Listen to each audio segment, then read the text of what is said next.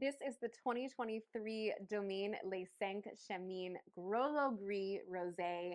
You know, Provence is definitely the icon region for rosé, and understandably so, right? A lot of heritage there, but I would be lying if I told you that I wasn't having the most fun and the most intrigued by the rosés coming out of the Loire Valley. And there's a few reasons for that. The Loire Valley is really marked by light, crisp whites like Sancerre and Chenin Blanc, and of course, lighter bodied reds like Cabernet Franc coming from Chinon. So it stands to good reason that a rosé coming from similar places would also have similar qualities to all of those wines I just mentioned. And this is a perfect example of that. Grape here is Grolleau Gris. This is a grape that's actually a little bit pink hued. So it's starting off naturally rosé, which is very unusual for rosé.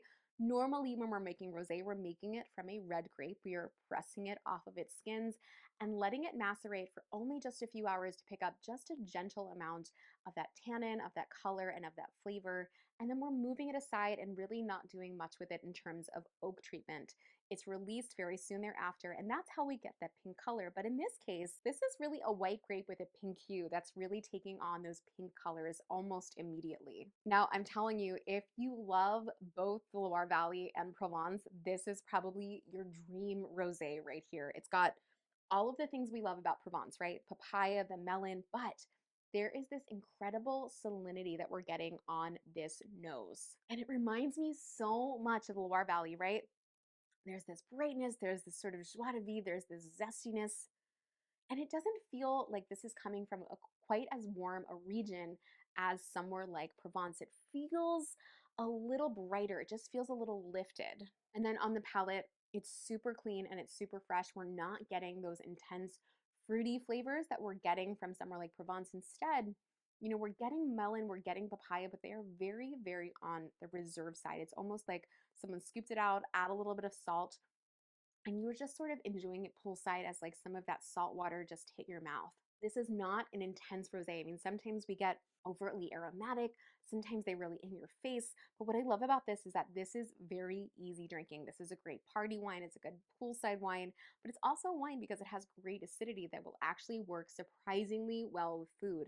And that's the thing about rosé, it really doesn't get the credit that is due here because as much as it feels like a very easy summertime wine, which it is, even more importantly, this is a wine that because it's taking on a little bit of tannin and retaining that acidity, it makes it a perfect food pairing wine as well. A little bit of tart strawberry. There's even somehow a little bit of kiwi on here. I don't even know how that made its way in here, but this is just a really fun wine for someone especially that loves rosés that aren't overtly ripe, that loves them a little bit more restrained, which for me, a lot of times in summer, I want something more on the tart side and not so much on that really intensely fruity side. Feel free to drink this as cold as you want to in pretty much whatever vessel you want to. I'm doing it in an all-purpose glass, but it's summertime, it's rosé, it's easy drinking, so whatever you've got is just fine.